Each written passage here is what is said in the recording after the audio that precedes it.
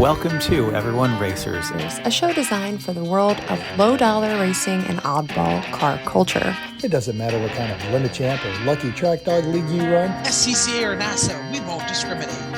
As long as you drive it hard and built it yourself. Join us each week for tech discussions, tips, tricks, as well as news and notes from the world of amateur endurance racing. And whether it's on the spot, hella sweet, or we're lucky enough, and Chrissy, and I give you just the tip. We're sure you'll giggle a little and learn even less. Everyone report to the paddock.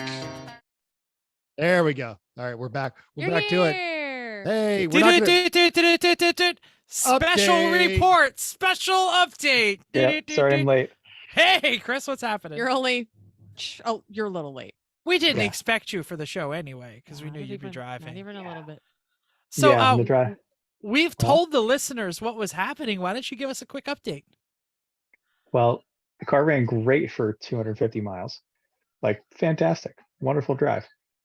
And then as I'm on the gas, all of a sudden it hesitated for a second. Like, oh, that's not good.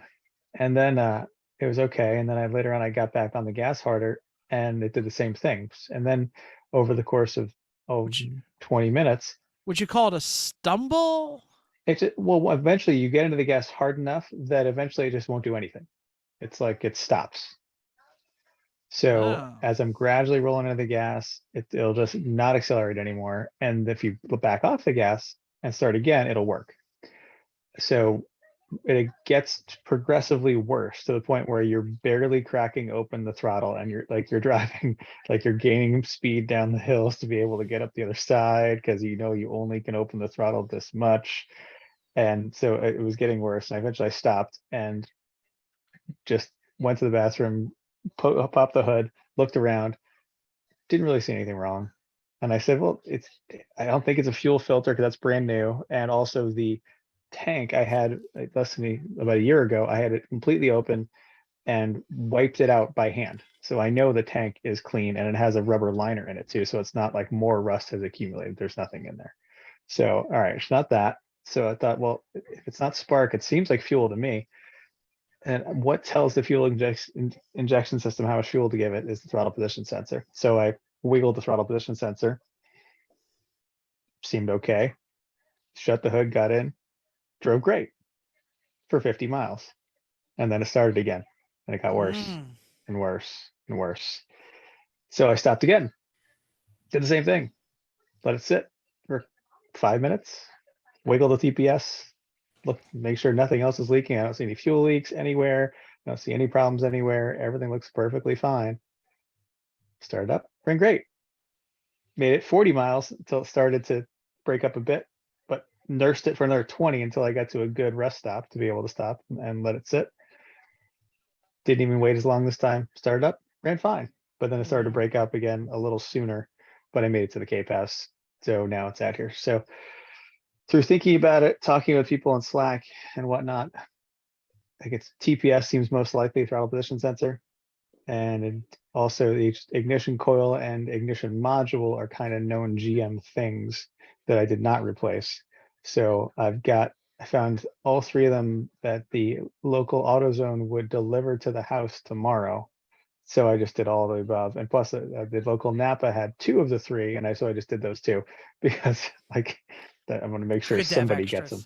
Yeah, so I'm loading up the parts cannon, put it all together because it's got to go into the car tomorrow to work the rally. And it's a shame because most of the drive car ran beautifully. It was wonderful. Are you going to be posting the E1R, or I'm sorry, when are you going to be posting your Instagram photos? Do you have on the E1R Instagram? Okay, so if they follow the E1R Instagram, they'll be able to keep up with the rally. No, I'm doing the E1R one. All right. Okay. Nice. I didn't know 3PN had an Instagram, so I just used the only one that I knew existed. I don't think it does. And I knew what it was because we say it every week on the show, and then I guessed at the password because it was what our password is for a bunch of stuff, and it worked. So, all right. So there's your We're second broadcasting update. This. Don't tell them it's so easy. There's your second update. Keep up with all of the shenanigans this weekend, or this week and weekend. Yeah. On the E1R Instagram. It's going to be lit, yo. Yeah. Everybody gets to see Howie. How it goes. Yeah, you can see Howie, and let's get to the start first.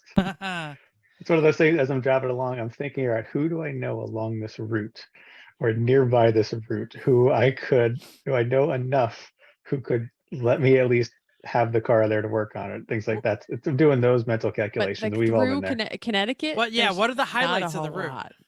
I'm just going up 95 through Connecticut and on Merritt Parkway up 95. Well, I'm like, well, I got to get at least if I get to Providence, I know somebody in Providence.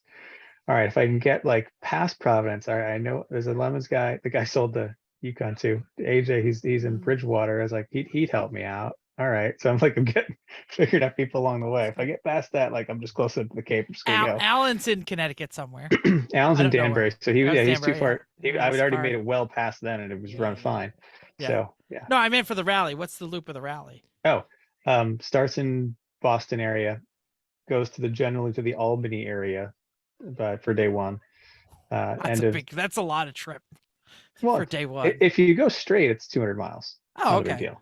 I got it. And then from day two is Albany to Burlington, Vermont, Plattsburgh, New York area. It's the top of Lake Champlain, basically. And day three is there back to the greater Boston area, the North Shore. There you go. Gotcha. All right. So and then I may be staying here for a little while after that. Who knows? Yeah. Some family issues we're trying to figure out. Yeah. So and we're going to post this, so feel free to skip the family issues. So. Yep. But we're happy to have you. It's nice to see you. Good to see you.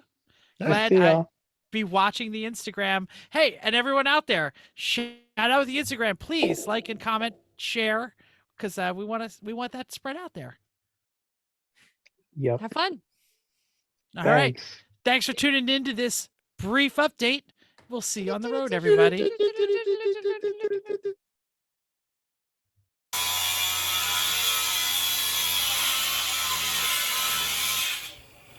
Rusty parts are hard. You know it's not hard? Clicking that like and subscribe button.